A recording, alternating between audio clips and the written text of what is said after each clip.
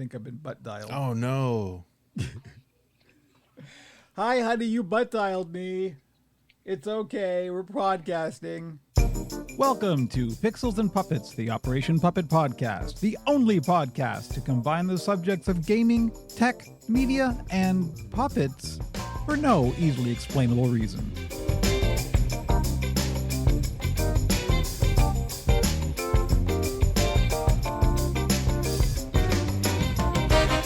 It's September 12th, 2025. You are the internet. I am Kevin Blades. My pronouns are he, him, and this is episode 10 of season 3 of Pixels and Puppets, the Operation Puppet podcast. Joining me as my co-host, his pronouns are he, him. It's Andrew, aka Bat Phantom. Hello, everyone. It's good to be here. I did that all in one breath. I was determined this time. I thought you were going to pass out. I'm just ready. Let's go. Let's just do it all. All right, Andrew, get it all out. Thud.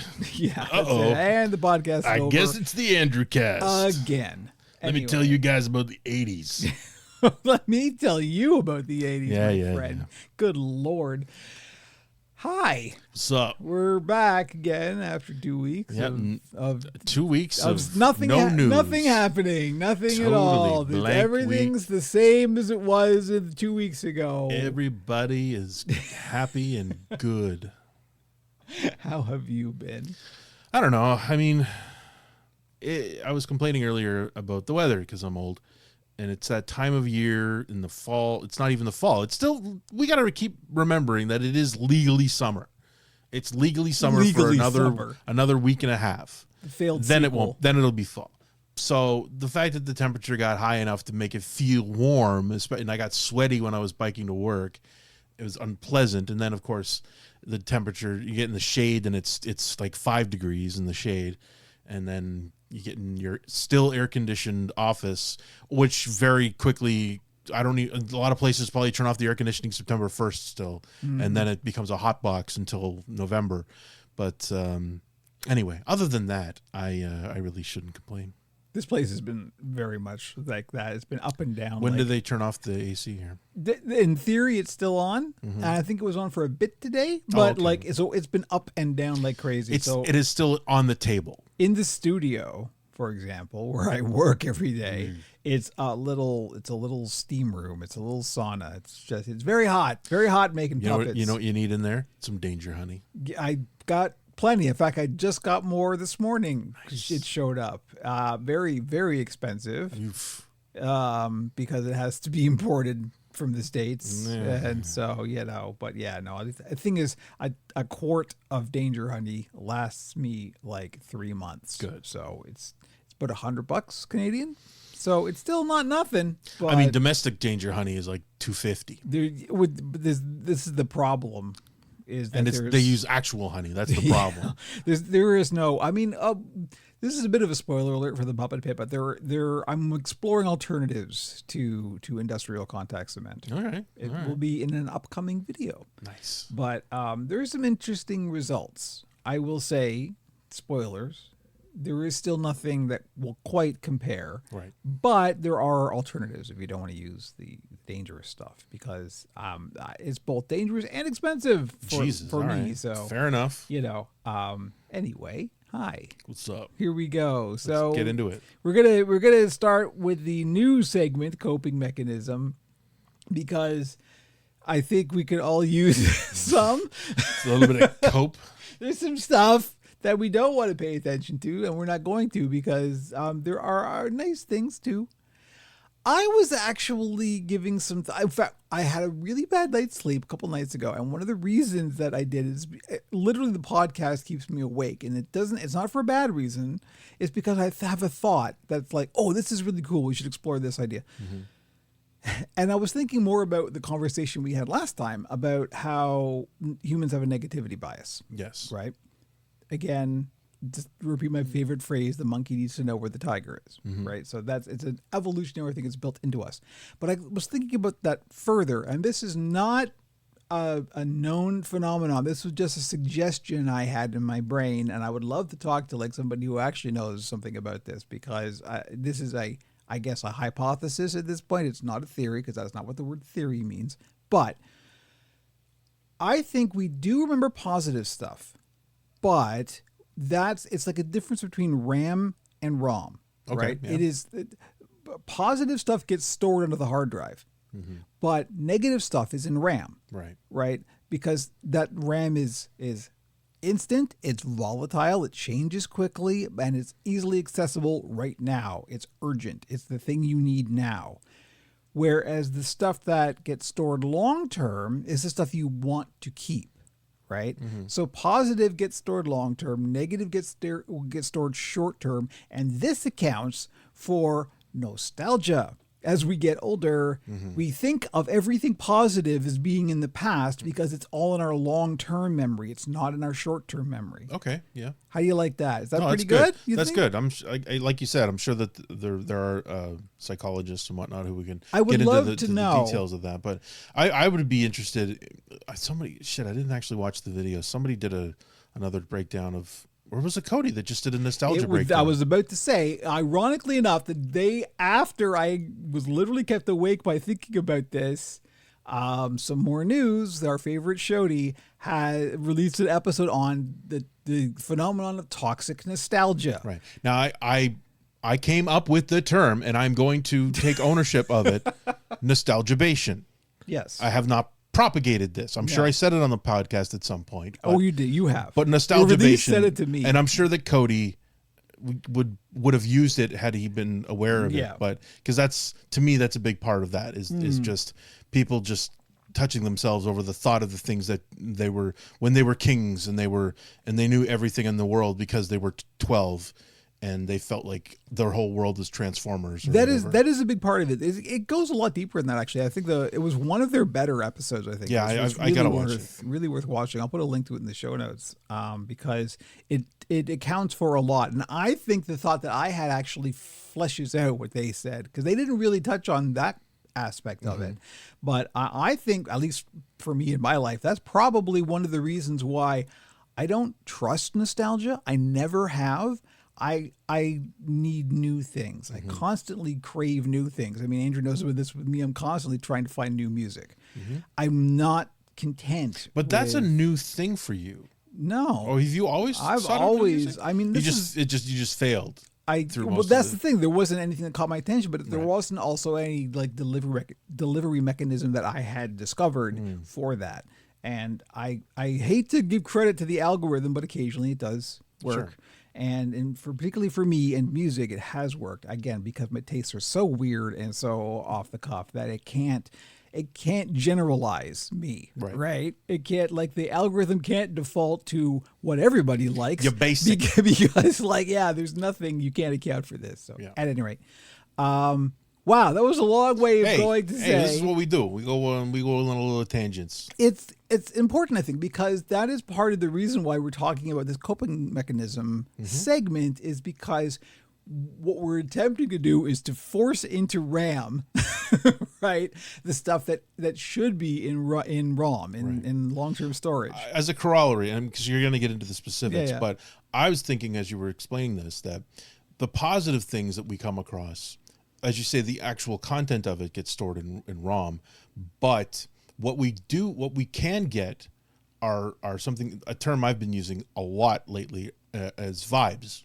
Right. Like when you see something good, that pleasant feeling that it gives you, the dopamine it does persist in a positive with a positive thing. And the thing that kicked it off doesn't necessarily stay in your mind, but that pleasant feeling can persist for some time until shit happens, and then all of a sudden it's gone. And it's literally a chemical reaction. It's literally a dopamine hit. That makes perfect sense. But anyway, that's the kind of that my corollary to that is the addition of the vibes. So this is what the whole segment of coping mechanism is us kind of going, look, here's some nice things, and it's worth putting this in RAM as well as the stuff, because you do need to stay aware and process the things that are currently happening. It's no good burying your head in the sand. But the point is that's not the entirety of it. And the algorithm loves to prioritize the negative things, and so you get a skewed picture of reality if all you do is ingest the media as it's presented by the algorithm online. Right. So now, and I don't mean to interrupt, but I'm wondering, if the algorithm gives you AI slop that is pleasant on the surface, like kittens playing, Sure. you know, and obviously the technology is getting better. It's not immediate like we get right now with most AI slop. Occasionally stuff gets under the radar and you're like, you don't think about it. It would be, I feel like it would be very easy for it to generate just simple kittens. I have had a few moments where I'm looking at like, some YouTuber that I've just found that's new or something, and I'm like, is that thumbnail AI art? Right. I'm not quite sure. No, I'm second guessing everything, and we're built for that. But I just mean in general, if something fake still gives you some immediate like a nice feeling, it's done some good, but at what cost? Well, yeah, I think that Will Smith put it best. Not that Will Smith. Tech pod Will Smith put it best when he said it's like every time you ask ChatGPT a question, it's like feeding a kitten into a wood chipper. Yeah. I'm sorry to bring the vibe so far down so quickly. It's still. I'm giving the fucking evil people an excuse to make positive AI slop. If at least it's nice. I mean, you really got to watch the toxic nostalgia video because they do talk about that a lot, actually. Because my brother's mother-in-law is an older woman and she posts a lot of AI slop on her Facebook feed, but it's nice AI slop, and it's not worth saying this is fake. You don't need to know what that is. One of the things I found this week, so I've been paying attention to No Man's Sky stuff like I haven't in recent times because for obvious reasons, which we will get into later. But there is now this is not news to anybody who has been following No Man's Sky stuff because they are one of the more popular No Man's Sky YouTubers. But I found a YouTuber who is an absolute delight, and I've been thoroughly enjoying his videos. And it's a YouTuber called Captain Steve. And Captain Steve is from somewhere in the UK. Now, I am okay with some UK regional accents, but not others. And I think Captain Steve is from the north. The north. So he's not like Cornwall. He's not, I think maybe, I don't know. Northern England, but not Scotland. Not Scotland. No, it's Northern England. I would assume. Leeds. I'm not sure, but anyway, he's got a delightful accent. He's very funny. He's very charming and personable, and he's the kind of guy that, like, if he wasn't doing this, he would absolutely be running like a little village pub. He'd be the guy, right? He'd be like, he's a hobbit. He's a hobbit. He's just a hobbit. He'd be one of the 4 Yorkshiremen. Yeah, exactly. He's just that guy who's just like. Of course, we had it tough. He's friendly, he's positive, he's happy, he's just making his thing, and it's all good. It's very pleasant to watch, and even if you're not even interested in No Man's Sky, he's fun, he's funny, he's entertaining and warm and witty. And we couldn't afford 8 bits, we could only have 4. Yeah, that's Liverpool. I know that accent. That's not where Captain Steve's from. Mangling the 4 Yorkshiremen sketch. You absolutely at least were. One of them is from Liverpool then. Even though it says 4 Yorkshiremen. Well, I think maybe. But yes, Captain Steve. Captain Steve. So I have put a link to Captain Steve's YouTube page. He doesn't just do No Man's Sky. He does a lot of No Man's Sky, but he does other stuff as well. I mean, it's funny because he's an older gentleman, and okay. I mean, I don't think he's older than me because few people are, but I wouldn't be surprised if we were close to the same age. Yeah, he's that kind of guy. And he's broadening his stuff, and he's not making sure he's not just known for one thing. It almost feels like his stuff is a callback to the kind of early days of hashtag content, where it's like he's just playing the games he likes and making stuff about the games he likes, and keeping it simple. Yeah, he does the occasional vlog, like a relative of his, I think maybe it was his spouse, just got a promotion, and he did a vlog from the restaurant where they were celebrating, and it was just pleasant and nice, and it was just it's a nice person doing nice things. It's good to celebrate nice culture on YouTube. As to quote Bilbo Baggins, there it is no shame to celebrate a simple life, and that is exactly what Captain Steve vibes are. So excellent. If you need some nice, friendly UK vibes in your life, I can hardly recommend Captain Steve. Yeah. So I haven't discovered any fresh, new happy content. So I really don't know if I have anything to contribute. you haven't been coping for positivity. the past 2 weeks. Who hasn't? I don't feel like the last 2 weeks existed. This last week was so insane. That's how you cope. Just if I were to go back into history and look at that last week and go, oh yeah, that was last week. Holy shit! Like the fucking Epstein card from Trump was Monday. That was Monday. That shit was a month ago. No, that was Monday. I honestly did that. I think it was on the build stream this week. I was just like, I said something that was like, oh yeah, I said a while ago. No, you said it a day ago. It was like, it was the other day. And it's like, oh boy, we're really here, huh? This is really it. We all thought that it was the pandemic that skewed our perception of time. No, it's not. It's today. It's just now. It's how things are. Part of it's being terminally online. Einstein was right. Time is variable depending on how fast you're moving in space, it turns out. So, Yes. Yep, absolutely. All right. Are we good? Yep. Should we just continue on? Okay. That's it. Captain Steve, my salute to you, Captain Steve. He'll never see this. I don't even know how to tag him because I think he's only on YouTube. So, anyway, we're going to take a quick fake break and we will be back with the Puppet Pit.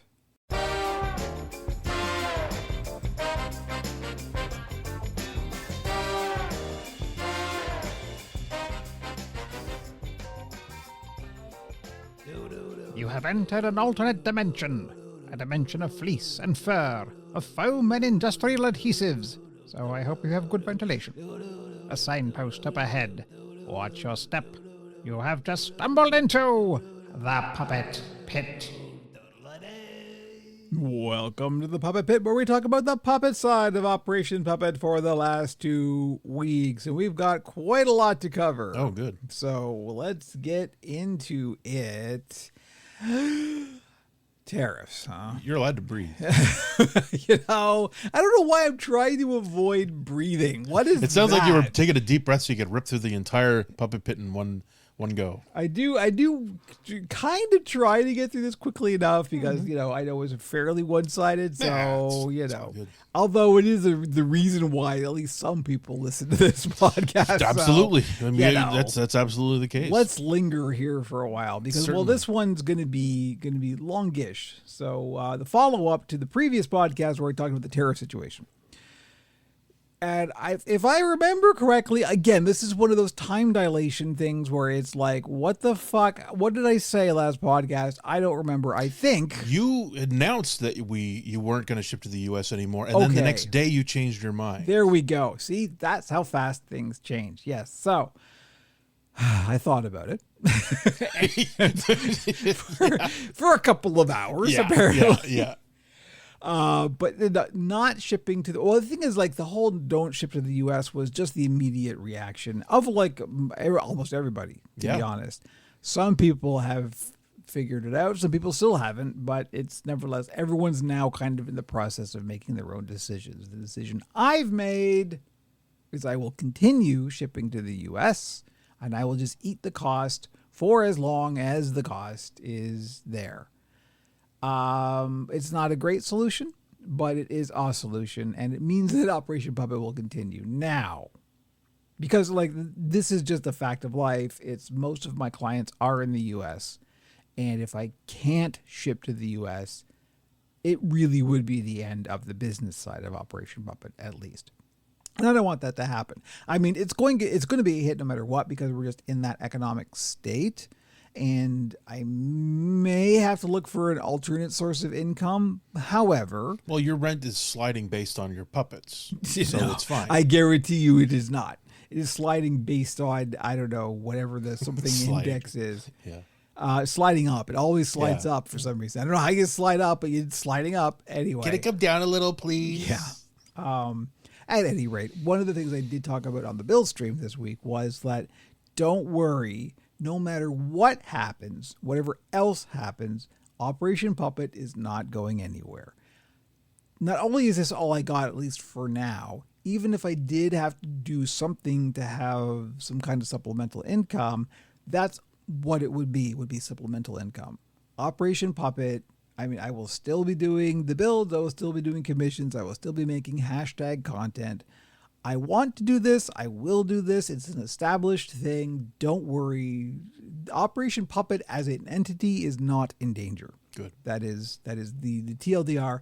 And if you are in America, yes, please do continue to purchase puppets. In fact, I am pleased to say that just the other day I did in fact sell the first puppet to a U.S. client who, since the tariffs kicked in. Good. So that was a big relief. It's good to rip that Band-Aid Yeah, off. no, it was real like, okay, all right, let's go. So I'm still gotta wait to see. I won't be happy until it's in their hands. Right, without an extra surprise. It won't even be an extra. What it would be if, for some reason, they decide that it's not sufficient or whatever.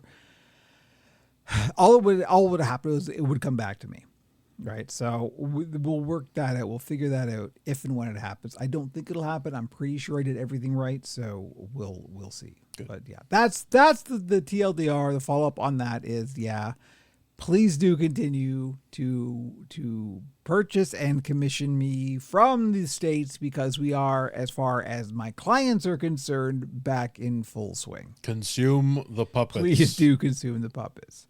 Puppets are not for. Don't The puppets are not. don't edible. actually consume the puppets. They're full of toxins. See, because of me, they have a warning.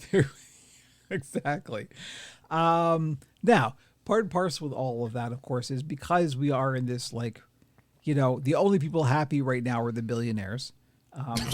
Because They're miserable too. well, yeah, but the least they can afford to be miserable. That's everybody else is suffering, but I've got the world on my shoulders. Yeah. I'm Thanks. miserable. a brain the size of a planet. Anyway, so among the things I'm doing, as we did, I believe, talk about last time, and who knows, because it was 2 weeks ago and therefore a year ago,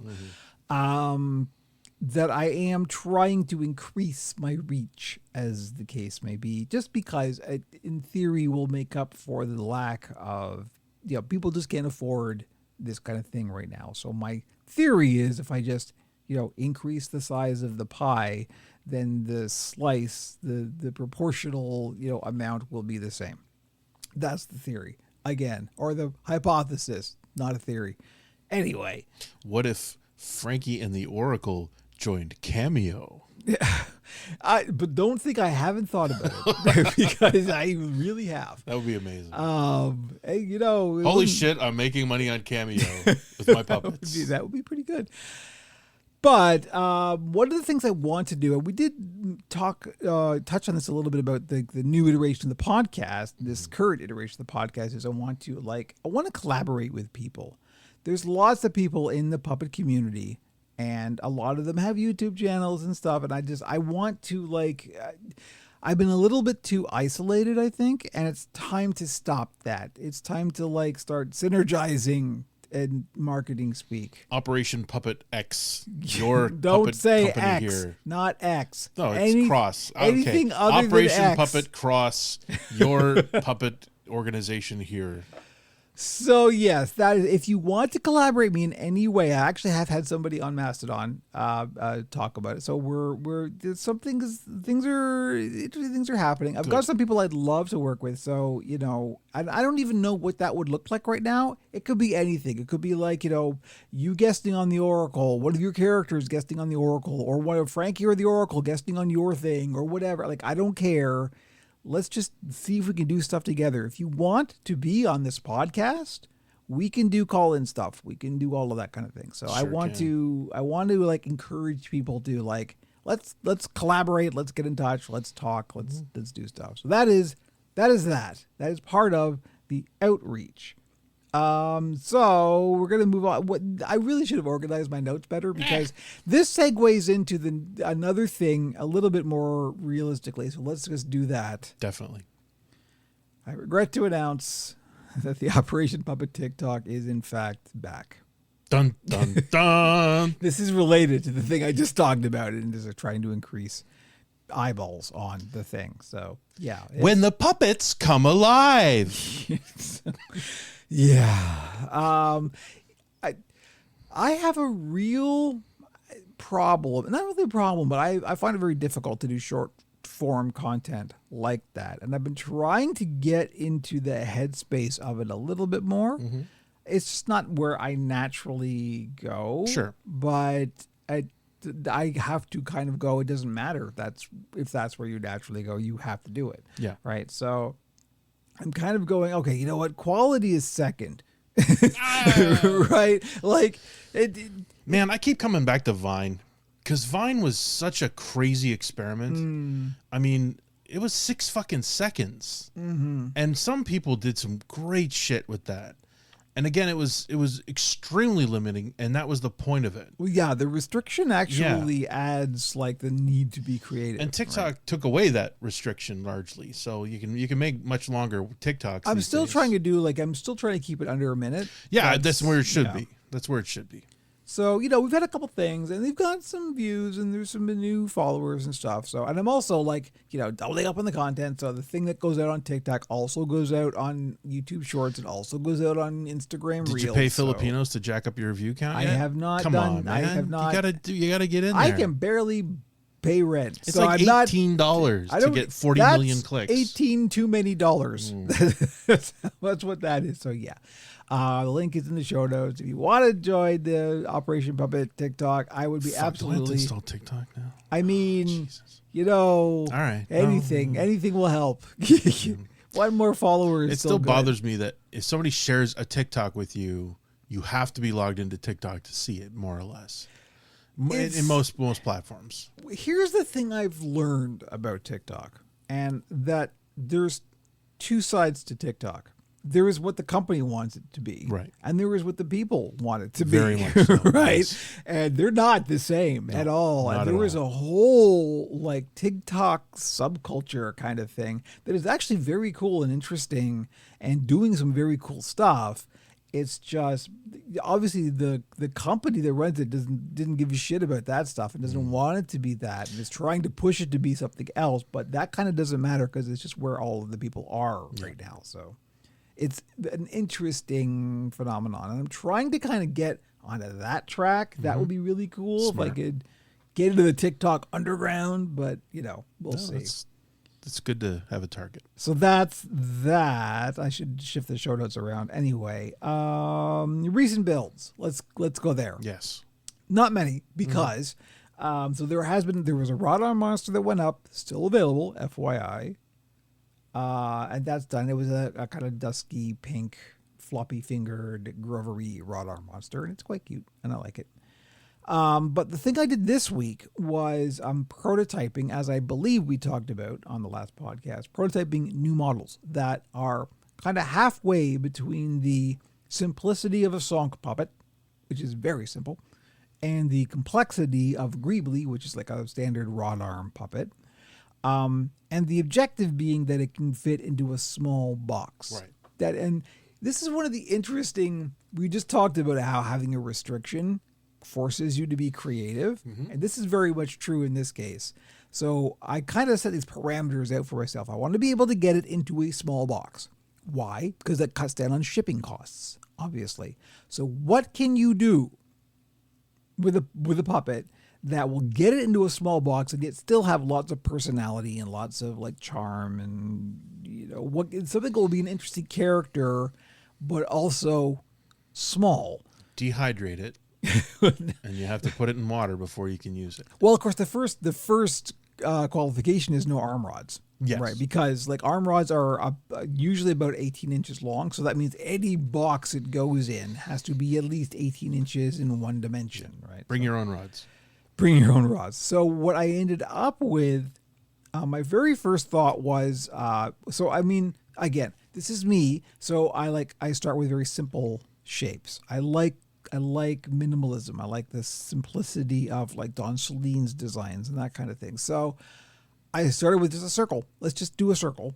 And then what can you do with a circle?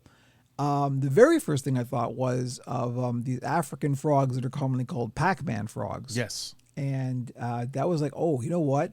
Yeah, we can go somewhere with that. So that was my very first thought, and that's what I prototyped this week. It was finished today, posted the pictures up. It got quite good response.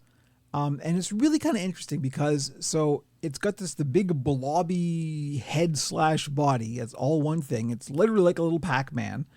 I did a curved mouth plate, so it kind of has a frown. And I sewed on the limbs so they just kind of like flop around, but they have a natural joint, so they bend. And I put 4 limbs on it because, it's a frog. And I did a sleeve off the bottom of it that's just black, because the intention is that this is going to be performed behind what is, in the industry, technically called a baffle. That's basically like a puppet theater or a little screen. On Sesame Street, they often use a little like brick wall thing for the puppeteer to hide behind. The puppeteer should be hiding underneath the thing, right? And it worked pretty well. I did it in a box. I just put it like through a box. I am looking at it on the Discord. There you go. Join the Discord. Join the Discord. So yeah, that's what I prototyped this week. It's in the builds section of the Operation Puppet Discord. Join the Discord. It is. I also posted on socials, including the TikToks. And so yeah, it went quite well. It got a better response than I had hoped. So it was really cool. And it fits in a box. And it does fit in a small box. That is the thing. So we could do a lot with that. That design lends itself to a whole bunch of different things, including the things I have planned coming up, which are going to be the Halloween builds, because it's that time year. It's about time. I have to think. I was going to say, I mean, it's kind of late for Halloween builds. It is a little bit late. So as long as I'm done early October, I'm good for that. Fair enough. Because it usually takes about a week for a puppet to get anywhere. So, that should be good. So I'm only going to do 2 Halloween builds this year. One's probably going to be a Nurney. And the other one, a Nurney. I guess I haven't really talked about the Nurnies before. Well, I mean, you know what I heard? What did you hear? An Ernie. Nurney. Okay, I just need you to understand that was the first thing I heard. Understandable. But here's the trajectory of that, right? So Greeblies, right? Yes. Greeblies, you know what they're named after, right? He doesn't know. I want to say yes, and my brain is completely blanking. When they made the Death Star sets for Star Wars, and they took model kits or like battleships and just whatever model kits they could get, and they broke them into pieces and they put the little like detail pieces. Mm-hmm. They called those pieces Greeblies. Okay, that's what those are called. So that's why I called like the kind of generic puppet thing a Greebly. Okay, it's just, Greeblies have come to be known as a kind of detail thing that you put on a spaceship. That's what they've come to be known as in the industry. And there is another term for that, and it is Nurney. Exactly. So that's what I have, these 2 kind of standard models. One's a Greebly, one's a Nurney. The Nurneys are the kind of the cone head, Bert-ish puppets. So ironically enough. Yeah, true. Jesus. Actually, now that I think about it. I didn't actually, I swear. Did you know that Bert is a Nurney? Well, they're more monstery because they have like fur bodies. Yeah. Anyway, so I'm going to do a gothy Nurney. Smart. as the case may be. But one Come on, Bert, we're late for Savage. Looking at the Pac-Man frog that I finished this week, I thought, ooh, hang on, something like this, but it's a spider. Nice. Right? So like with 8 of those Absolutely. limbs, no, like that's a slam dunk. That would be that's a given. So you got to do that. So that's perfect because it's the new model, and it's a Halloween build. It's guaranteed. That could be a hit. I'm looking forward to it. Nice. And that will happen not this week, but the week after, because I am in fact taking this week off. Vacation, all he ever wanted. Vacation. Because try to get away. Well, so not this Sunday, but next Sunday is in fact my birthday. And so it's been a bit stressful lately, just because of the whole tariff situation and me worrying and then figuring it out. It's been a relief. So I'm kind of like, I just need a little breath right here. So I'm going to take a week off.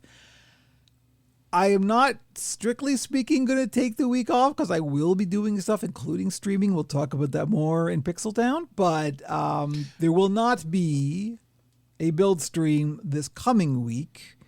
However, there have been build streams for the past 2 weeks, which is the next. I'm moving on. That was a perfect segue. Look at that.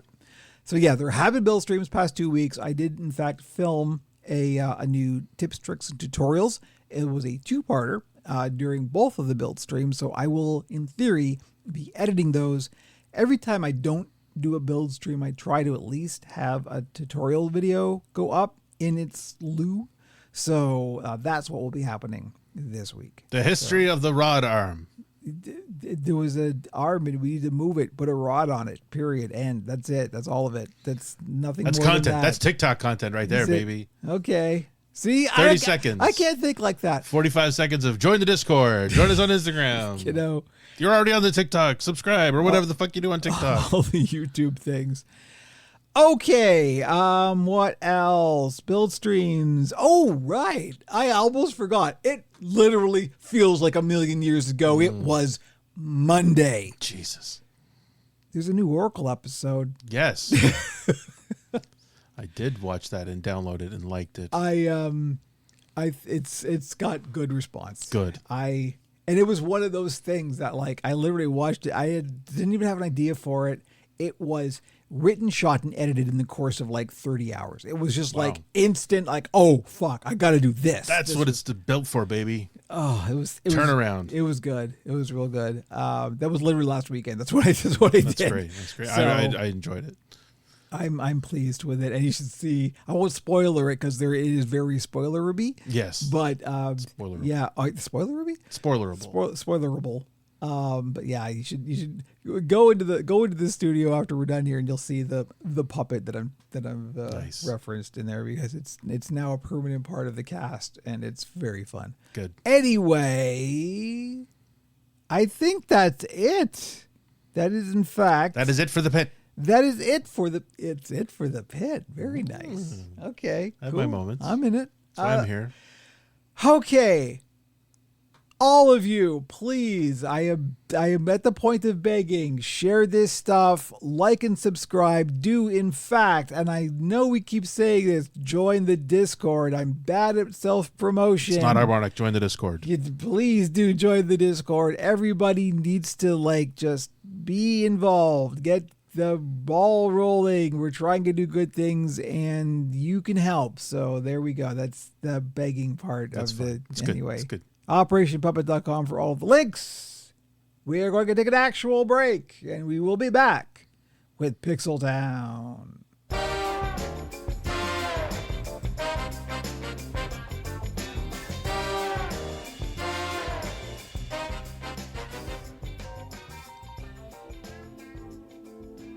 The sky above the port was the color of a YouTube video locked behind 17 unskippable ads.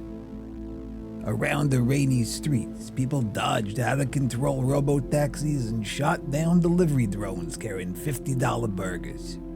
Here we fight the corporate ecologies and get excited about avoiding our phones. Welcome to the mean streets of Pixel Town.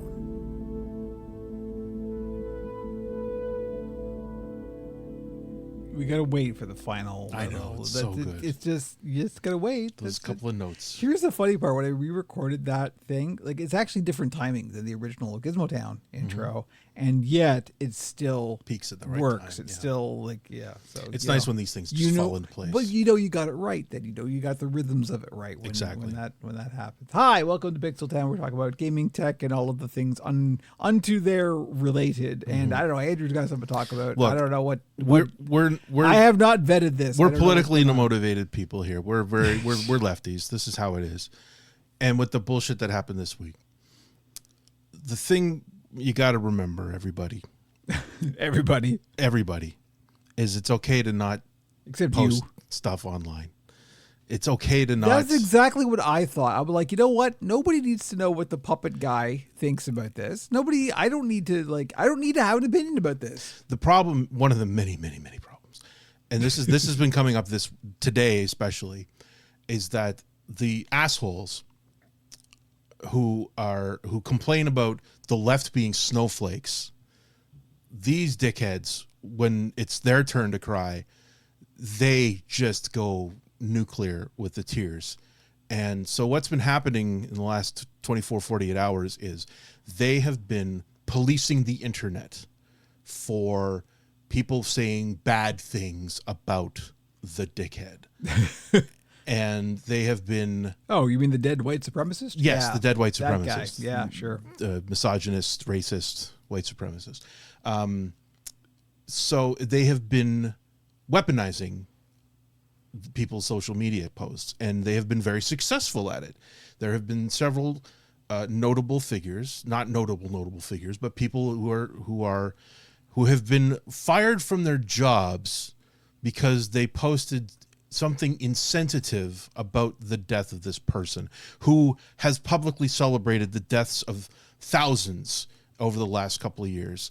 But that's fine. But when you post something about him, they go running to your boss and sharing screen grabs. It's almost like they're hypocrites. Absolutely. And it works, though. This is the problem, is that people are losing their livelihoods because of something that they posted online out of joy, maybe, or at least just their relief. I don't know. But they posted something, and in some cases, it wasn't even aggressively bad. It was just simply there was a story on Aftermath today where one of the heads of Aftermath had their Blue Sky muted for a couple of hours because all they posted was "rest in piss," and I'm assuming they were quote tweeting something about him, and they just said "rest in piss." And their account was flagged and muted for a couple of hours. Remember when I said Blue Sky got some problems? No, but this happens everywhere.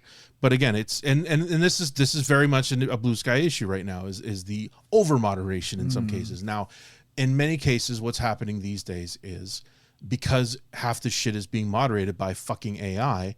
If somebody makes a complaint, the first step that the system does is it mutes the person or blocks the post it or whatever. And there's no actual moderation being done. It's simply, oh, someone complained, I better. And if they scan something remotely negative, then they just blast it. And then you have to request somebody actually look at it. Proven innocent. Precisely. And it's a big problem. But it's one thing to have your account flagged, but other people, like I said, have been fired. There was a fucking NBA writer, a sports writer who focuses on the NBA, made a post basically saying, why are we mourning the death of this asshole, kind of a thing. And they got fired from their job for it, which is just insane. Like, not even saying anything openly negative about, the shooting or whatever. It was simply, why are we doing this? So the reaction to it, right? Yeah. And so it's you've got to filter yourself, is all I'm trying to say. Is maybe don't make that post. Maybe just keep it to yourself, tell it amongst your friends, text your friends, whatever, as long as you don't think they're gonna fucking narc you out at some point. Believe me, I don't post half this shit, I think. Exactly. And that's fine. It's good to have friends you can bounce this stuff off of, and it's important to have friends that can do this. Even the friggin' shooter was trying to assume that his friends weren't gonna I guess he actually asked his friend to get the fucking rifle for him, and the friend went no, and immediately sent the message to the FBI or whatever. Like, this is how dumb these assholes are. But also just people just don't think anymore. There's no filter in place to do that. So, there are smart ways to celebrate if you need to celebrate. There are smart ways to deal with the situation. Just be aware. Be aware. Just be aware. Just know that there are people out there who basically spent the last 48 hours searching all of social media for any mention of him, so that they could see if you said something bad, so then they could see if you had a visible link to your employer, so they could contact your employer and say, hey, just so you know, your employee is celebrating the death of a beloved individual. And most employers have no fucking filter and will just go, well, Jerry, you're fired.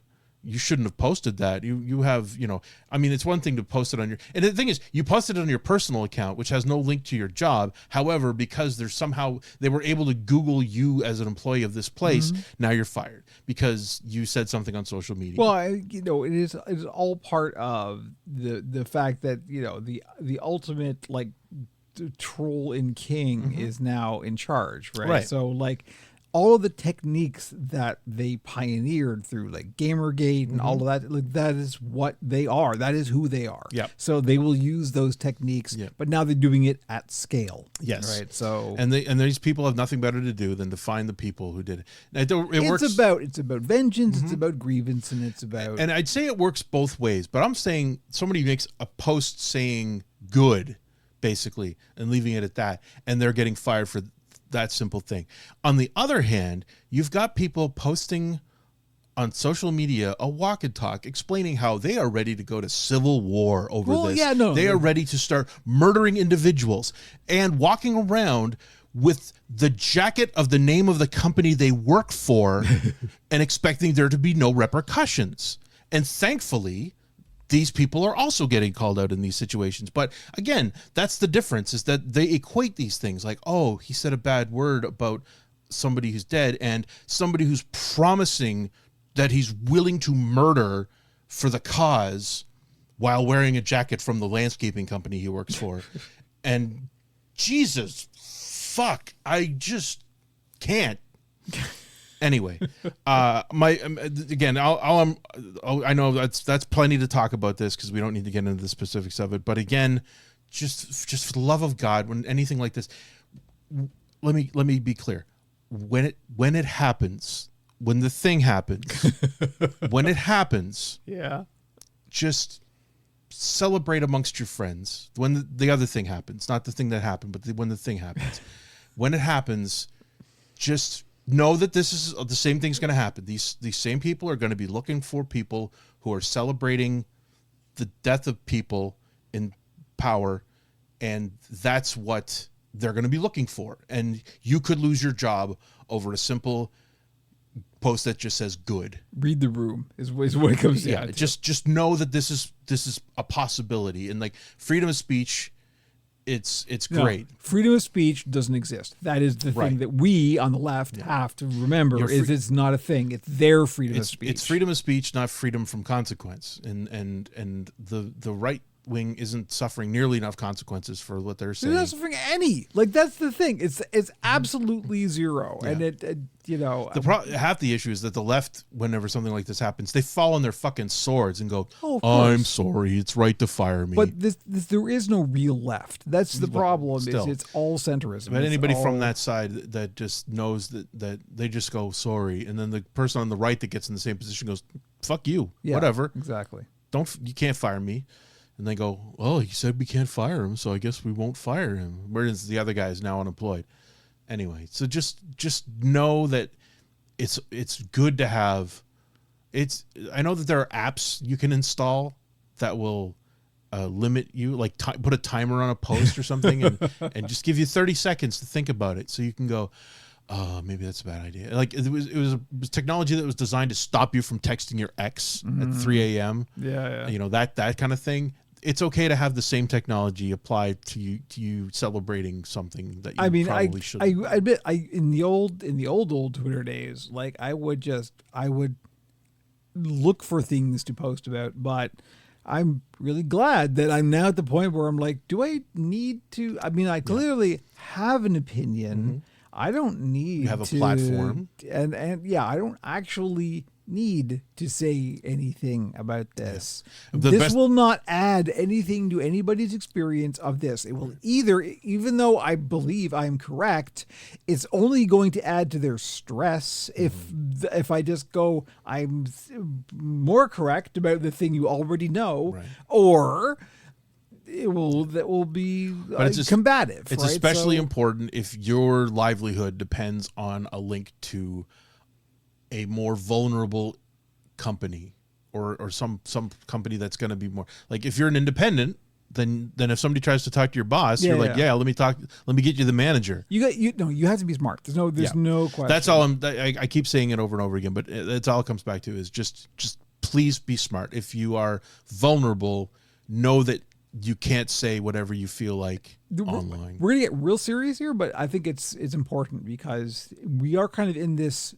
position. It's like you have to think like the French Revolution during World War II, right? We are the resistance, and you can't be loose-lipped. You can't. It's not that you shouldn't. You absolutely should. You should. You're shouting it from the fucking rooftop. You should guess speak. what? Yeah. Well, that's the other. I wanted to kind of make this point that it's not wrong that you're thinking this or having this thought, but be smart about how you convey that, right? Because it's not just about the political statement you're making. It is about the real world repercussions that are happening in the moment about that. And there's too many people out there who want to weaponize it. Yeah, and they will. That's the thing. So you need to be smart. Yep. That's the whole TLDR on that. So, okay. Now let's get into Pixel. I don't even know how to transition to this. How do we go from just back to your regular scheduled program? Anyway, back to regularly scheduled video games, huh? This is a follow-up to the thing we talked about last time where I wasn't sure if I was going to keep the PSVR. Right. PSVR 2. PSVR 2 and PS5 because of... So I was originally, I was definitely going to sell it. Right. Then the No Man's Sky update dropped. And I'm like, oh... No Man's Sky in VR is one of the best experiences in video games I have ever had. It was straight up important. So I'm like, this is worth it was considering. therapy. Yeah, exactly. So that was the question. Now the problem was when this update dropped, there was so much that changed. And believe me, I do not blame Hello Games for this. I didn't even realize this. It's literally like a 50-person studio. Yeah. It's tiny. Oh, it's crazy. I cannot believe the amount they have done with that team. It's like unbelievable. Silk Song's like a 12-man team or 3 or something ludicrous. Excuse me. This is this is probably the future right here that we're looking at. This kind of team doing this kind of thing is where video games are headed, and it's the only place. Like the big studios, forget it. No, they can't sustain. At any rate, but the problem was when the big update with the new freighters and the new Corvettes launched was there was real buggy. There was a lot of bugs, and that's too bad. Yeah, it was like on regular, it was just kind of annoying bugs. In VR, there were some straight up game stopping unplayable bugs. And that was a real problem. So I'm like, this definitely isn't worth keeping if it's just for this. Again, here we go. Hello Games fucking on it. They have released 4 patches since that happened. And a lot, so it's not bug free, but a lot of the major bugs at least have been fixed. So it's absolutely playable and enjoyable in VR now. Good. Now, that alongside the fact that I've come to a decision about the whole tariff situation and that I can probably find a way through and all that kind of thing, things are a little bit brighter than they were 2 weeks ago. So, yes, I am keeping the PS5 and the PSVR 2 because I am quite frequently playing No Man's Sky in PSVR 2, and it is delightful. Excellent.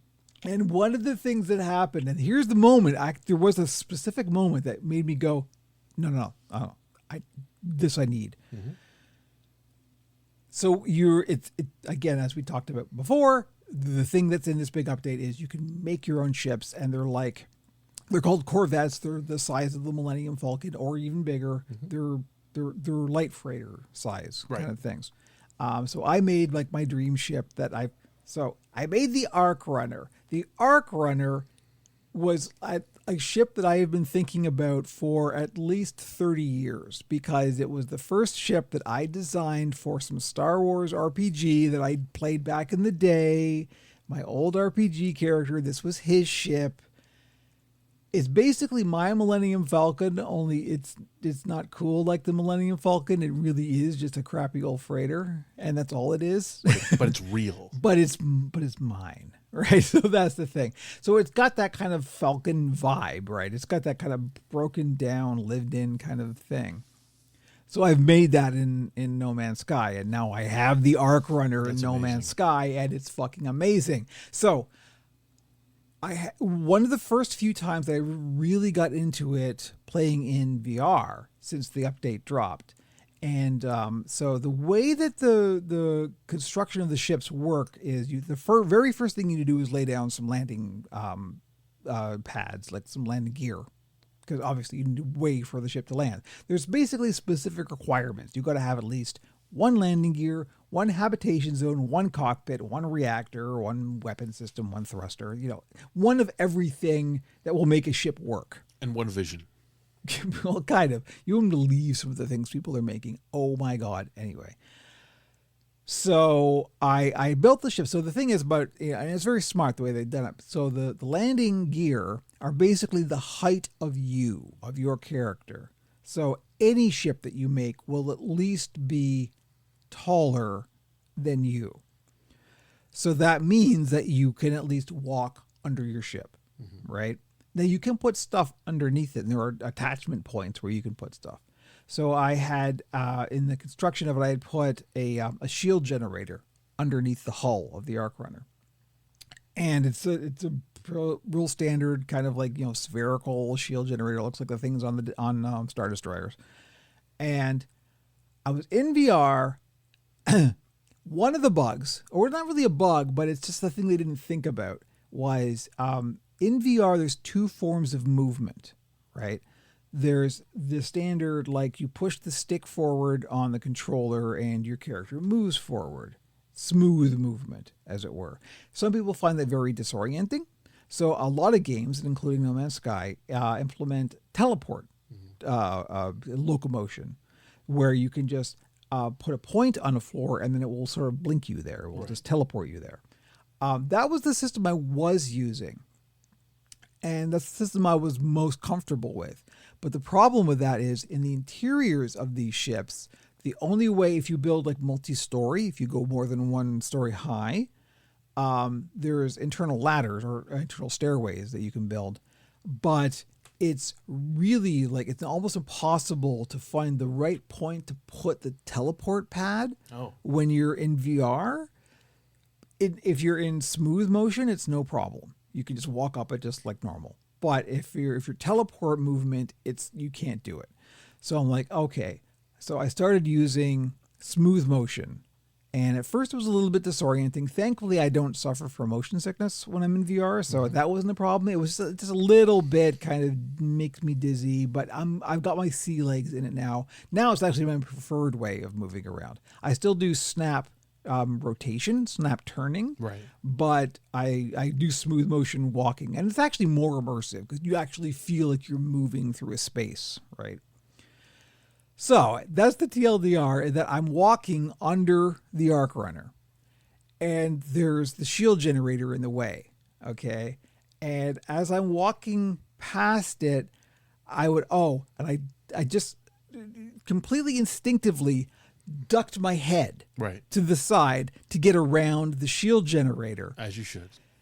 And just picture yourself like walking under the Millennium Falcon or something, and you would sort of move your side to just it's think about having that experience. So I was seeing Han walk under the Falcon and just doing that. He just knows the shape of the ship. I did that in real life without thinking, and it was and I had to stop for a minute. I was like, oh, fuck. And the thing is, if I had just hit it, nothing would have happened. You would have clipped through I would just clip through it. Exactly. Nothing. It's not real. It's not actually there, but it was real enough that my monkey brain kind of went, yeah, don't move. That's great. Right? That's perfect. And that it gets a very, very tiny, insignificant moment. Immersion is so elusive in VR, and when you're in it, it's beautiful. And this is the thing that No Man's Sky in VR has done for me more than any other VR game. And that's one of the reasons why it was so therapeutic to me, was the fact that I could just literally go into this galaxy and be there. And it was just the goal was always to be in the cockpit of a starfighter. Yeah. And we got that in Squadrons to a point. Squadrons was fantastic. Absolutely. But it was amazing. it was still more about combat, obviously. Whereas, No Man's Sky is like the dream. It's got that, living but it's got everything else too. Exactly. And now it's got, again, every time they do one of these updates, it's like they go, what's the thing that everybody wants? And then they just drop that, and it's there. It's we've said it time and again, and it's just such a miracle how they overpromised and underdelivered on launch, and everybody wrote them off. But thank God Sony kept with it and said, no, we've invested a lot in this, but we also know they're going to catch up. And Sony somebody posted a picture. Walked away pretty early, actually. It was really just them working on it. Like Sony knew they weren't going to be able to charge for expansions for this failed game.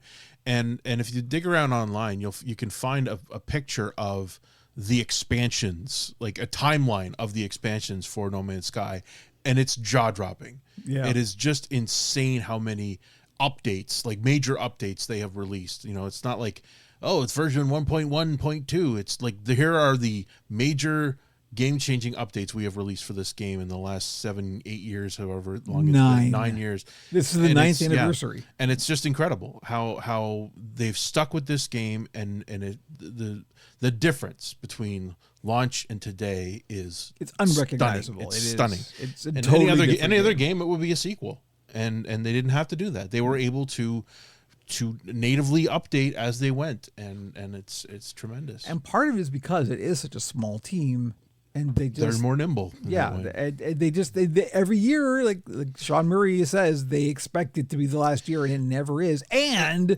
moreover, because this update was so big and had been so well received, despite the bugs, they had their highest Steam consecutive player count ever.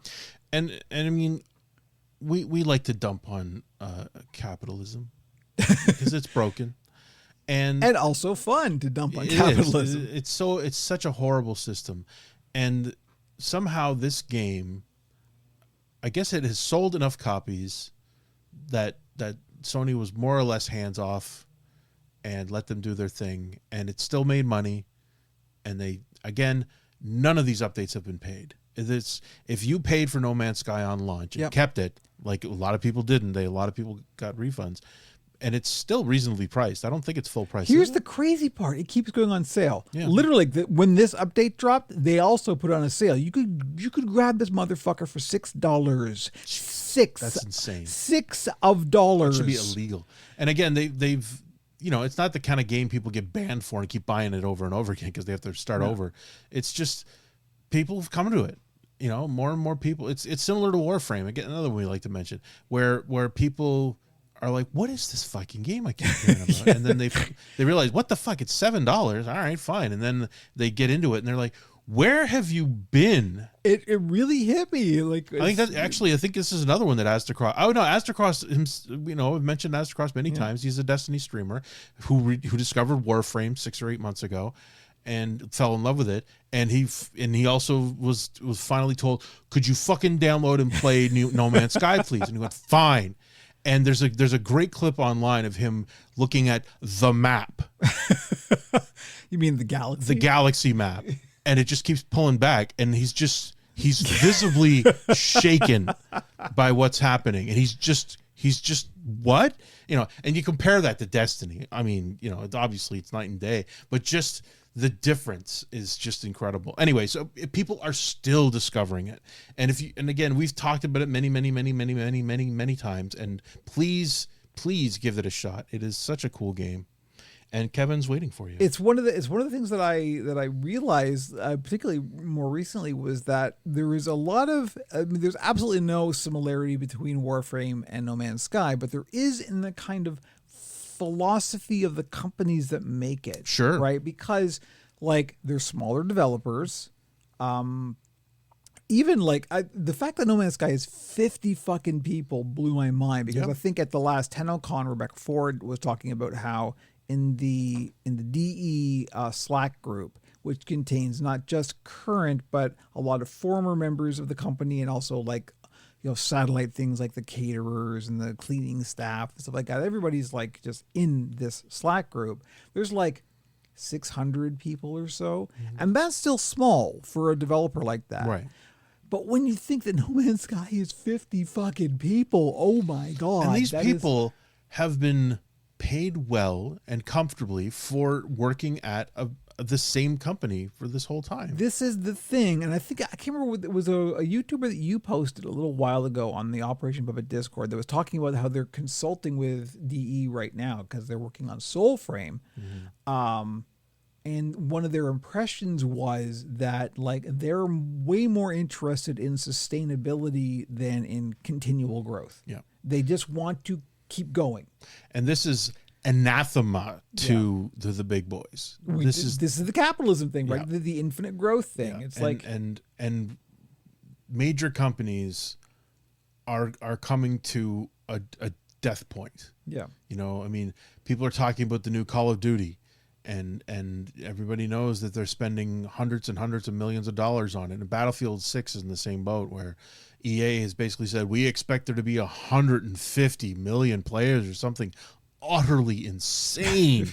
Because this is truly moving to the end stage. Numbers don't make any sense anymore. Like we are coming to the end stage where these companies can no longer have the infinite growth that they have projected themselves into. So they just have to make it up. That's, and then when it finally comes to a head, we've been talking about how the infinite VC money that these AI companies have been getting, it's starting to disappear because there's no more money because these guys are eating billions and billions of dollars. So that VC money is evaporating into these companies because they're like, all right, I guess I'm all in on this company because there's nothing left. And it's coming to the climax of the tale of American capitalism. And it's just going to implode soon.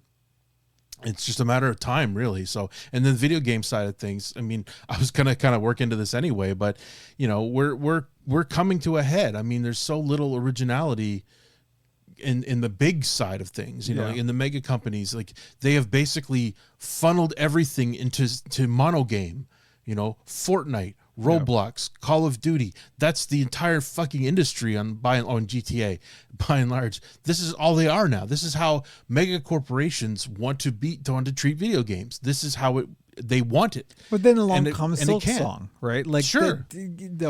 There's always going to be some weird like comment into the solar system that just defies the rules and breaks their brains, and they don't understand. Like, how did Silksong fuck our shit up?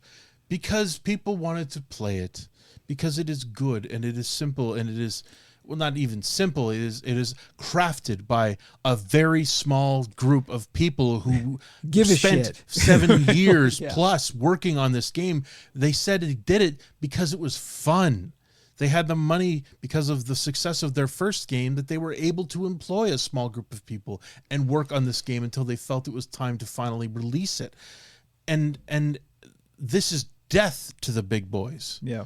And because it's not the maximum amount of money immediately. And now that their employees of these megacorps are incapable of having a life. You can't work for these companies because they know that no matter how successful the game you're working on is, your job will be gone because they don't want to have an environment where people can grow and work and move to other projects. They want mega game out now. When game out, kill everyone. Hire more people when game new come. and this cannot sustain. And these, I mean, what are they saying the budget for GTA 6 is? Like $1 billion or like $1.5 billion or something utterly mind-numbing number. You can't. It's just not $ number. I've been saying it about the movies for years, and it's finally starting to come true where the megacorps, I mean, I really thought this year that one of the majors would just cease. And sure enough, Paramount is talking about buying Warner Brothers. and all that does is create another megacorp. Yeah. You know, and eventually these megacorps aren't going to make But they movies don't anymore. They don't know anything else. That's the thing. Sure, It's they like eat. it's a dog chasing a car. It's just like they this is what we do. Except the dog is the blob, and the blob absorbs Yeah. the car into itself and gets bigger and looks for other things to absorb. And then eventually, once it gains everything, it just disintegrates. And that's where we're heading, and we're very close to that. I mean, you know, major films are coming out, and you know, the corporations were fully invested in superhero movies, and now those are starting to kind of fall apart a bit. The Marvel behemoth is certainly showing its weakness, and I don't think Doomsday is going to do nearly as well as they want it to, based on the fact that they're probably spending $500 million on it. Mm-hmm. And you know, meanwhile, at least Warner was able to pivot and get James Gunn to put a little life into theirs, but I don't think that's going to be sustainable. And sustainable should be, what if the movie didn't cost $400 million to make? What if it cost $40 million and they just made a good story with really good, simple visuals when necessary? You know, I mean, because audiences have gotten in their heads like, oh, that's CG. That CG sucks. And instead of just losing themselves in the moment, and it all comes down to the characters anyway. That's all people are really supposed to give a shit about. The pretty visuals aren't the selling point anymore. It's just... It's got. But we're talking about people who cannot understand that. Right. And this is all also, you know, an audience that is less and less willing to think about what they're absorbing too. Mm-hmm. And that's the other side of it, you know. And I think, you know, 15, 20 years from now, movies are going to become a niche again. They're going to be something that people are passionate about, and they're going to be much smaller, and they'll still be really good. And movies will continue to exist. They're just not going to be $500 million spectacles anymore. There's a lot about this in the toxic. Cody, yeah, I'm not surprised. You probably want to. So anyway, we've gone mega tangent on the. So from No Man's Sky to Star Citizen ? What is this? Oh, they sent out. There was a story today. One of the devs, one of the big boys, was like, he basically said something to the effect of, We've said 2026 for Star Citizen Squadron 42, and we're doing everything we can to make that, and basically suggesting that maybe it's not going to happen in 2026, which nobody who follows this game even... It's like, of course you're not going to make 2026. How much of a joke could this be? And the thing is, this is Squadron 42 we're talking about. We're not talking about Star Citizen. This isn't Star Citizen. This is simply the narrative title, which they shot actors for 8 years ago to use for the Gary Oldman stuff and the Gillian Anderson stuff was all shot 8+ years ago for this game, which can never be done. And the fact that they've got people already saying, because they have their big fucking annual conference this weekend, and they're not showing Squadron 42, the game that they said would be available a year from now. They're going to pretend like it doesn't fucking exist because it doesn't fucking exist.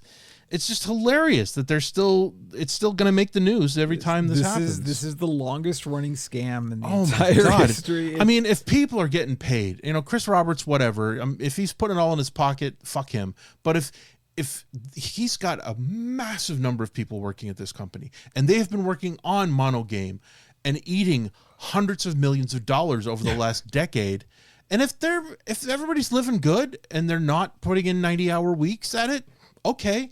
If that's what the story comes out as, is like, yeah, no, we were fleecing gamers, but we had a comfortable life for 10 years and we picked up some skills. We all took some courses while we were pretending to make this game. And we're going to go off and we're going to join the Hello Games and the other companies of the world, and we're going to bring good enough stuff to them. But no, Star Citizen's never happening. Anyway, I've said it before. It is the cryptid of video games. Oh my god! It's just there's some blurry photographs and some plaster casts of footprints, but it doesn't actually. Yeah, but the fact that they're already kind of almost, he basically had to say, no, I'm not saying we're not going to make 2026. And that's pretty much it. The crickets. Yeah, start exactly. chirping, yeah.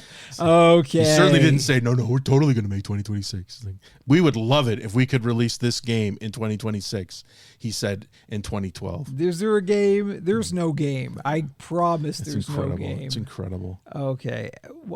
Apple? Well, it's the joke. We do the phone thing where we used to be excited about phones, and Apple did their fucking Apple, hey, look at this new phone. I'm mad at my own phone, so I don't even care. I didn't even know there was an Apple event until I saw people on Blue Sky posting. Yeah, and we're not going to talk about it. That's the bottom line, is the fact that they did their big fucking annual, look at our new iPhone. Who fucking cares? Is there a new iPhone? It's thin. Oh, the wait. thin one. It's the Pro, and it's like the Air. Is it iPhone Air? Is it iPhone Air? Yeah. Are you kidding? It's a thin iPhone that still me? has the fucking big ass phone bump at the top, or the camera bump at the top, but it's thin, and I assume also has a shitty battery. I thought somebody posted a thing that was like iPhone Pro. Oh yeah, no, there's still a 17 and Pro. The font was like Axe body spray, or so. It was like this real, I don't know how real Alex that was. Jones-esque toxic masculinity. I don't know. That might have been fake, but the fact is there is an iPhone Air, and it's very thin, and that's all they got. They can make a thinner version that lasts probably 12 hours. Phone is already too thin. Oh my God. It's already too thin. As I put in the show notes, they are offering live translation on AirPods, which I assume means your phone, because it's not like the fucking headphones are going to do. So here's the interesting thing about translation. that. It does not work in the EU. And the reason it does not work in the EU is because it is in fact cloud-based. So it is sending, it's not on device. Right. It is sending everything to the cloud. Therefore, it is a privacy fucking nightmare. 100%, that makes perfect sense to me. It is feeding everything That's into great. ChatGPT. Yep. Surprise, surprise. Yeah, that doesn't surprise me. But yeah, technically it's possible. I guess when you're in the United States, if some foreign person tries talking to you, you can turn There's it on. no foreigners in the United States Exactly. anymore. Oh, look at that. We fucked ourselves. This is how you clearly identify yourself to ICE. But the Babelfish has been a desired item for a very long time, and we are very close to that, and it's amazing that we are there. When you can do that translation on device, that will be great. And there are some devices out there that claim to be device based, like they don't need access to the cloud to do the translation. But it is miraculous that we are close to it. But I do not give Apple credit for this. It is simply it was a thing they were offering, and the fact that you were able to counter it is fantastic. I love it. Also, I guess there's going to be a big Meta conference or a Meta show. I have no idea. And I guess next week or later this month they're going to have a big conference about all the cool shit they've got for Meta. They're calling their new glasses Hypernova. That is fucking hilarious. Hypernova. That's the code name. I should say that is the code name. That is not the official name for it. But in the article, they mention how it's actually they're partnering with Prada, because this is all they can do. This is all they can do is, instead of making it the technology, the attractive thing, we've partnered with major fashion companies to make it. I mean, because Meta Ray-Bans. Sure, why not? I mean, you're going to partner with somebody. You might as well partner with a company that people recognize, so you can say that they're Meta Ray-Bans. Yeah, but yeah, the other thing is the Orion prototype. So the glasses come with a dedicated wristband, similar to what the company showed off with Orion, that allows the wearer to control specific features through hand gestures. So originally the idea was that the camera would watch your hand do stuff, and that would be how you would interface with it. But I guess it's the wristband that recognizes when you're jerking off and it wants you to open Pornhub. But what is it for? What does it do? It makes your life better because you have the Google. So the next generation you put on glasses, the glasses and see what? There is a display now, but it's very limited. It will show you like a preview of your photos and like text messages and shit, and that's about it. Because they know they still can't do a full fucking HUD with these things, but it's definitely where they're aiming for even it. if they could, is that desirable? Does anybody want that? It may be called Celeste. It will likely cost around $800 and could be sold with Prada branding. So yeah. Hey, everyone, remember Google Glass and how well that did? Because this is that. But this is the beauty of it, though. They're even saying Meta is positioning this as a higher end product that will have a more limited appeal, that it will have a negligible share of the overall smart glasses market. So even this hot new technology, they're like, guys, it's going to suck ass. We guarantee it's going to be super expensive. Nobody's going to actually use it. You know who's buying the smart glasses? ICE agents. Yeah, exactly. Literally, there's like ICE agents because they've got like facial recognition tech. And this, whatever you do not buy anything from fucking Meta that has a camera on it. Don't do that. Anyway, that's about the extent of it. But they're doing a big show, and they're going to talk about Meta AI, and all that lovely stuff. And so we're free to ignore, and we shall. No, please don't ever. The metaverse. What about the metaverse? The what? Yeah, exactly. Look at these glasses. Prada. Did we mention Prada? Anyway, you put a bunch of AI stuff in here. I'll just let you go because I don't even know about this. I intentionally ignore all this shit. Blitz of stuff here. Classic Indian movie gets ending changed. So I'm not familiar with the film, but it's not even that old. It's like 15 years old, 10 or 15 years old. It was a big hit in India, and it was well received, and everybody loved it. And they've done a remastered version. Again, we were talking about this earlier, how films from 10 years ago are now being remastered. Like, how did you fuck it up 10 years ago that you need to remaster it today? But so they used AI for some elements of it. And then some fucking hyper genius said, the ending of the movie is such a downer because the hero dies. What if we were to open his eyes at the end, and then it would be a happy ending? Because he actually survived. And nobody asked the director, the writer, and the star if this was a good idea. So they flipped the fuck out, and rightly so, because this is where we're heading with this shit. Especially if the people who don't own the film are the ones that are doing this, or just the producers who have no interaction with the creatives who made it. But the fact that these guys wrote an ending where the hero sacrifices himself, and they went, nah, we'll just what if we just open his eyes at the end, or have the hand twitch, or whatever, and holy fuck, you people are ignorant. So the good news is that there's been a lot of outcry about it, and thankfully, then that's the right thing to do.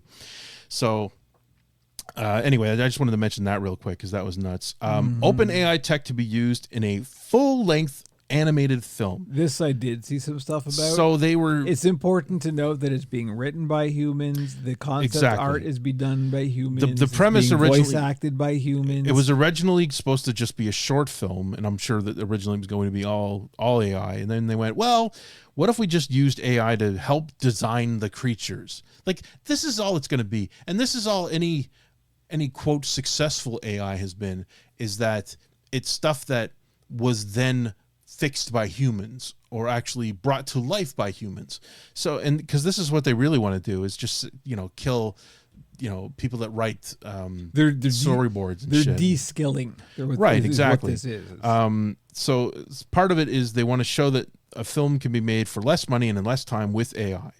They got a budget of $30 million and a production schedule of 9 months, which is a fraction of what it takes everybody else to make. And this leans into James Cameron's statements as well, because James Cameron is a proponent of AI in ways that streamline visual effects in terms of, and I am sure that there is definitely a path, and they use tools like this all the time. I mean, a lot of the Photoshop tools right now use Firefly and stuff like that, and they do stuff that would have taken hours very quickly.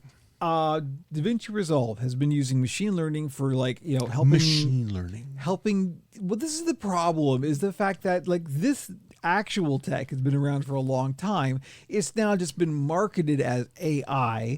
It has nothing to do with AI. There's no actual intelligence. There is just pattern recognition. Machine learning is the correct, LLMs, that's the correct terminology. This has been in software for a very long time. And yes, it has been part of the tool set for effects artists and digital compositors for a very long time. I've used it myself As it should be. to do green screening. Like an LLM will know about like the fuzzy edges of a green screen way more than like just actually selecting a value, Right? Because it can do kind of fuzzy logic, that whole kind of thing. Yeah. So yes, absolutely, it has applications. Those are the applications. Unlike the dickheads who took Lord of the Rings, pushed it into OpenAI using the Ghibli filter, and said, "Look what I did! I made a Ghibli version of Lord of the Rings. You're welcome. We don't need animators to do that." Because that's what the actual application of AI turns out to be for most of these assholes. So anyway, this will be studied at the very least when this comes out. People will be very questioning of what elements of this film are AI in terms of, because it's animated, it's a CG film. It's like, that was one of the first things that the AI systems did was do fake Pixar characters. Because it's just, they're very simplified, but they have an archetype that's easy to replicate, and then you just make them do shit. Except it doesn't know how to animate properly. It fakes it, and to the untrained eye, things look normal. At a glance, things look normal. That's been the running gag with AI stuff this whole time, has been like, at a glance, all this shit looks normal. Yes, it takes a little bit longer for us to really go, hang on a minute, is that real? Oh, okay, no, that's AI bullshit. And that's been the joke for them, is that they feel like, oh yeah, but 6 months from now you're not gonna be able to tell the difference, and then everybody's fucked. Is basically the bottom line. You're all you're gonna do is cost a lot of people their jobs. Anyway, the other thing, it was just a story about the voice actress who does Lara Croft. They did a remaster of the game and altered her performance for no discernible reason. For like, they claimed that there were some mixing issues, I guess, in the audio, and then they decided to just run it through an AI, and it just destroyed her performance. And she had no idea, because this was a remaster of a game she probably recorded 15 years ago, if it was in one of the original ones. And so, but this is the kind of shit that they're doing, and they're hoping nobody notices. Because that's been another hallmark of AI is they sneakily do shit, hope that nobody notices, and then they can go, oh, well, nobody noticed that we saved a lot of money by just punching this performance illegally into our machine, which now we don't have to hire this person again. Anyway, she's suing them for misusing her material, and that's how these assholes work.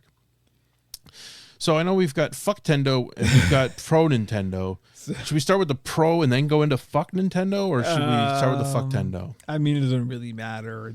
So in the Fuck Tendo news, this is, I don't even know where to start with this.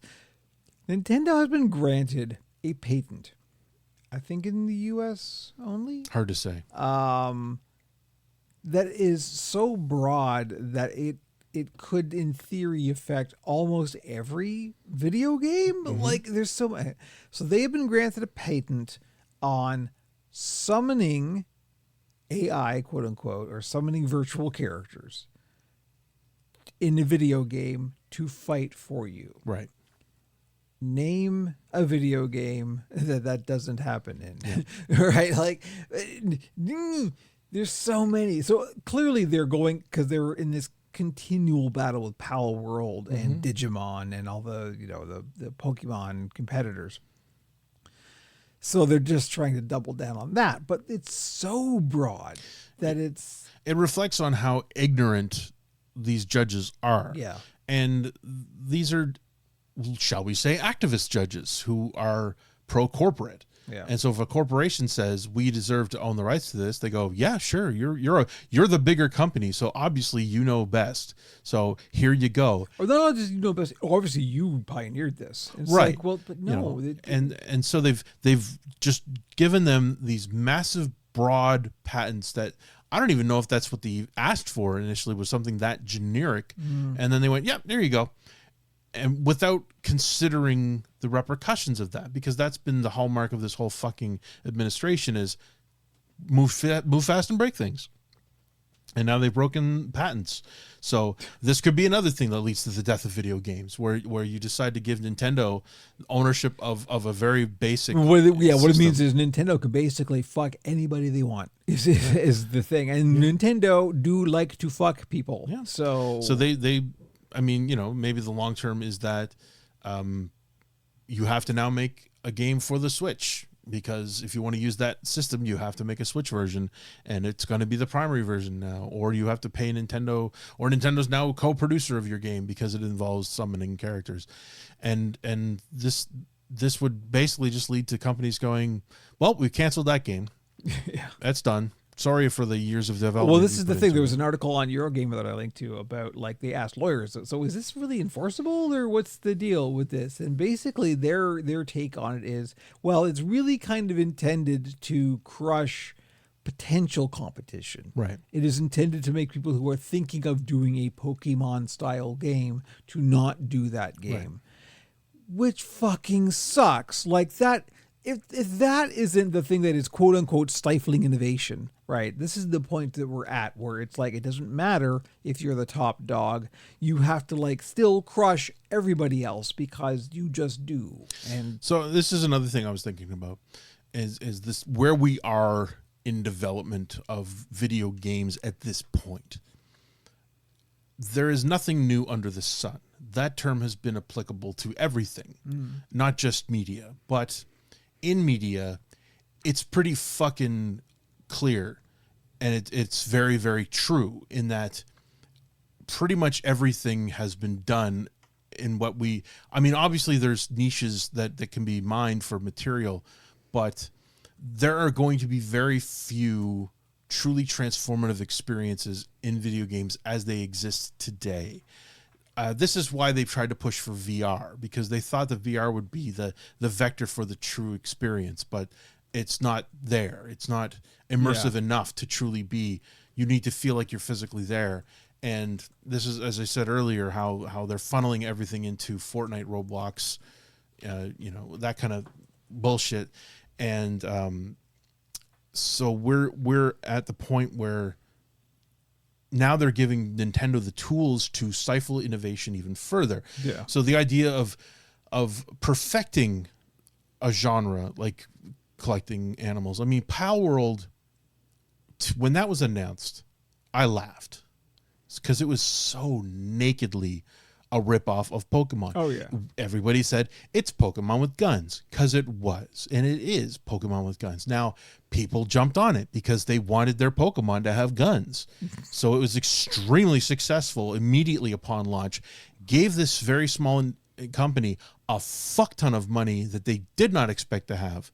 So now their pockets are laden with cash, and that made Nintendo go, hi, we're Nintendo. It's time to die. So, or time to dance. So like all that money that you've got in your fat pockets, that shit's going to lawyers, because we're going to lawyer town. And that's where we are now. And now this company, rather than develop a video game, now gets to go to court for the next 10 years, constantly with Nintendo over every little moment. And they've got enough money that they can do it, because that was always the threat of the mega corporations, was that we will take you to court. We can survive a 5-year court battle. You cannot lie down and die. that is what this patent is about like, Yes. smaller companies who can't do that. Yeah, and that's and the scale of this could very quickly lead to companies going, okay, Yeah. fuck it, we're gonna build bridges instead. We're gonna learn how to make gardens. We're gonna become hydroponics guys instead of video game developers. And as it happens with most good companies, the good companies will die first, because those are the smart people who see the writing on the wall and go, I'm out. You know, I'm really good at making video games, but this entire world is too fucking poisonous and I can't deal with it anymore. I'm going to do something else. And all of those good developers will disappear. All that will be left will be the bottom feeding, money grubbing, lowest common denominator bullshit makers, and everything just disintegrates. And that's when we fall into the memory hole and go into the nostalgia hole and live in the 80s and the 90s when video games were perfect. I'm just going to quickly this does dovetail into the Nintendo Direct today. Speaking of when old video games. So I did some quick math on today's Nintendo Direct, which they've done twice a year, 3 times a year. I'm not sure how often they do this. It might be quarterly, where they reveal new titles that are coming to Nintendo consoles. Either sometimes the release based on stuff that's coming this year or stuff that's coming in this quarter or whatever. This is kind of a mix. I think it's up until the next February. So they basically featured 30 games. There was a handful of other ones that were up there. Of those 30, 26 of those games were sequels or ports of existing games.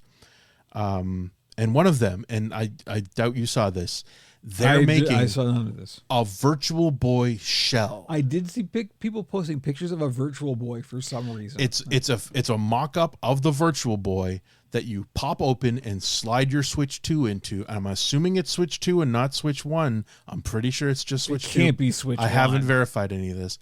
And you drop it in and you snap it down and you stick your face into it and you play Virtual Boy games. Which, fuck it. Now, remember what was the cardboard thing that they did for the Switch? Labo was fun. Labo, yeah. Wasn't there was a VR thing for that? Yeah, that was definitely part of that. Virtual Boy sucked. Yeah. It was bad. It was a shitty interface. It was amusing. But people have nostalgia for it. They do, but I think everybody's nostalgia was based on, oh, that looked cool. Like very few people bought it. The game, like 6 people got that thing. There was. Guess how many games are in the set that this thing is gonna? Here's the real joke. So there are 14 titles that were released for Virtual Boy in North America. There's a couple of Japanese ones that are not part of this. They're not even going to release all of them at once. They're going to dribble them out over a couple of months on their virtual online platform. We're the very smart marketing team. This is what we're going to do. So buy this fucking clamshell that you slap your Switch into so you can realize, holy shit, this game does suck. Or, oh, that was kind of neat. And then never play it again, because that's what you do with the Virtual Boy is you go, neat. Fuck it. No way. Again, 14 titles. They're expecting you to pay, I'm going to say $80, maybe $100. I don't know. It was like $99 was the quote that I Sure, saw. 100 American. You got to probably order it directly from Nintendo. You probably have to have an account that's been active for a year, yada, yada, yada, whatever. It's great. If they can keep it out of the hands of scalpers, great. I got no issues with that. But it's bullshit. It's just so stupid. But they've run out. They're out of stuff to be nostalgic out for a about. While. No, but this is the limit. I mean, because I think the Virtual Console has N64 games now, and again, GameCube. I mean, Wii to a point. So that was part of it. One of the big announcements as part of the Super Mario 40th anniversary, which seems low. I guess it's because it's Super Mario. Super Mario was like 1992 or whatever, or I guess 96. No, it can't be that late. Where are we? Where are you? Maybe it's the 40th anniversary of Mario. That makes more sense. Anyway, they had a glut of material at the end where they talked about Mario shit, and they announced the new Mario film sequel will be Super Mario Galaxy. Like, ooh, thank you. That's what we all needed. Is Chris Pratt still? Oh yeah, no, the same cast will be there. So, and they're doing a fucking tennis game. Anyway, one of the titles they released was they're doing Super Mario Galaxy 1 and 2, and they're charging $40 each or $70 for the two of them together on the cartridge. These are not full remakes. They're essentially remasters. They are, I guess they run on a higher resolution because on the Wii they were 480p. So I think there may have been a 16:9 mode. I'm not sure. But anyway, these will not be completely polished remasters. These are the original game with you can either use your Switch remote as the Wiimote, or you can just have fake motion controls with the controllers. And they still want $70 fucking US for it, for a game that's 15 years old. And people will pay it because it's Nintendo. So that's part of it. But the fact that nearly every friggin' title was either a sequel or a port of an existing title. There was a handful of them. The only one that was interesting is a full remake or reimagining, as they said, of Dragon Quest VII, which was originally a PlayStation 1 exclusive, which was one of the many, many titles that I fully intended to play when it came out and never got around to. They've done a beautiful job with that one, where because it's your standard 2.5D kind of an interface on the map screen, and they've created these beautiful 3D versions of these characters that were created by Akira Toyama. I mangled his name. The guy that did Dragon Ball. He created the characters for this series, and they're beautiful, and they've done an amazing job of integrating that world and brought it to life into a 3D space, and they have really cool storytelling visuals. But guess what? It's not just on the fucking Switch. It's on every platform because they're not stupid. So they made the announcement on the Nintendo Direct, but it will be on every platform, including previous generation platforms. So Switch 2, PS4, PS5, Xbox Series S and X. You know, so they're because this is a major friggin' release. They spent a lot of money on this thing, and it looks fantastic.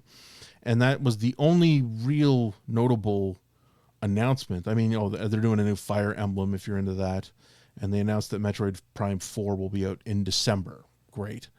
But I mean, again, there were a handful of new titles that were at the beginning of the Nintendo Direct.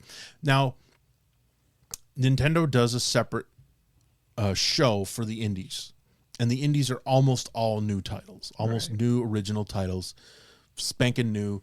Many of them are multi-platform. Several of them will be Switch exclusive, but that's usually where they do all the new shit. But that's because they're being made by independent companies. Capcom don't give a fuck.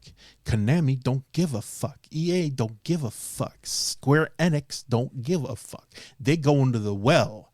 They're going to give you a remake of Fatal Frame 2, Crimson Butterfly, it was worth a fortune because it was so rare. It was a 360 game. Very few people bought it, and it's very desirable now. And now they're doing a fresh version of that. Danganronpa. The people love the anime games. The weebs love the anime games. You want Danganronpa 2x2? We got that for you. I don't know why you're doing that accent. I don't know. It sounds wrong, and that's why I did it. Anyway, most of the announcements were just new versions of the stuff you love, because we're not going to push anything. And and who can blame them? Nintendo has beloved IP of these beautiful characters that we all love.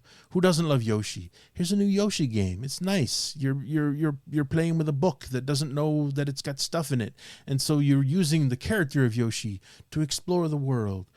Cool. And, it's a children's game, and that's fine. But they're probably going to charge $90 for it because fuck you.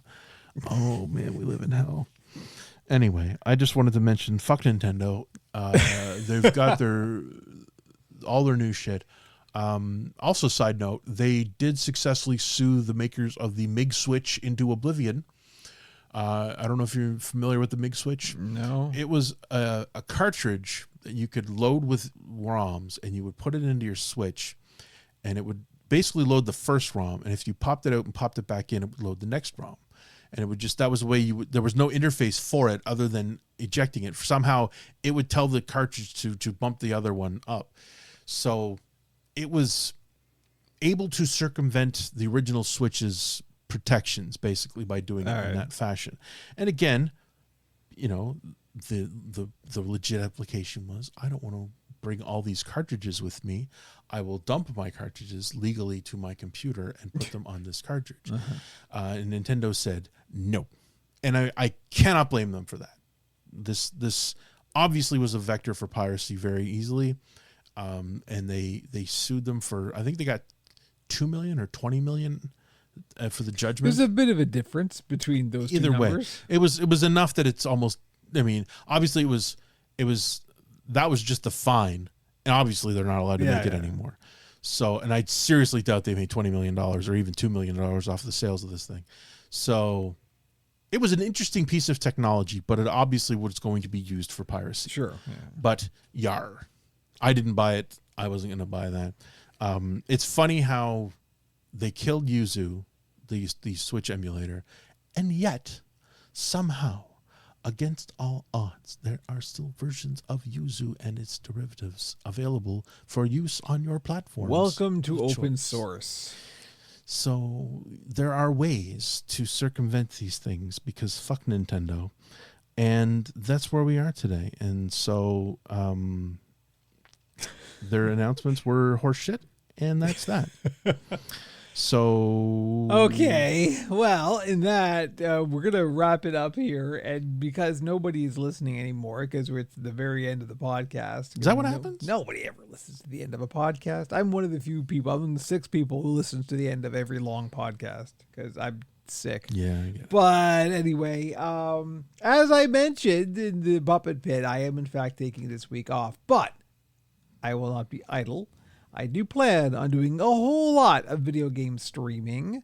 Not just video game streaming, but this coming week, I'm not quite sure when yet because I'm still prepping some stuff. But we will have the premiere of the thing I talked about a couple of podcasts ago, Tabletop 4-1, where I in fact play micro RPG tabletop soloable role-playing games on stream, starting with Grotten, 1 Bit Deeper. That will be the first. That's cheese. What? Why? Gratin. Grotten. Grotten. I'll show it. I'll show you the book. Okay. It's a little Gratin. is cheese. Grotten. Oh, that's much different. Grotten. It's a little indie game. I'll show it to you. It's written by one person. Can you play as an Ernie? Sure. Yes. Basically, Call back. I'm focusing on like just little micro dungeon. No, it's very crawly cool. Kind of, yeah. So we'll be doing that this week, and I'm hoping to stream every day. I can't guarantee that, but that will be a thing. So if you do not, in fact, follow the Pixels and Puppets channels, This is the way Kevin takes holidays, by the way. well, yeah, but I'm playing games. That's what I'm doing. Might as well watch him play. Yeah, exactly. So if you're on Owncast, stay where you are because that's just one server. But on Twitch, on YouTube, and on the PeerTube server, there are second channels that are the Pixels and Puppets channel. That's where I will be streaming all of the gaming things. So there will be some Warframe for sure because I just can't stop Warframe. But I'm planning on some Warframe. I'm planning on some No Man's Sky and the premiere of Tabletop 4-1. I've already designed a logo. I have to use it. So, It feels like soup for one. it is that kind of Chef Lodney Hart soup I for will- one. I Oh, will- now I'm racist. I will show you the logo because that's similar to the thing you just said. So okay, anyway, thank you, Andrew. Thank you, Kevin. This was We'll fun. wrap it up here, and if you've listened this far, you're a champ. Thanks as always, OperationPuppet.com for all of the links. We love you. And we will catch you next time. You have been listening to Pixels and Puppets, the Operation Puppet podcast. Visit www.operationpuppet.com for all our links. Tell your friends, give us a rating wherever you get your podcasts, and join us again because nothing is more entertaining than aging nerds giving their opinions on the internet.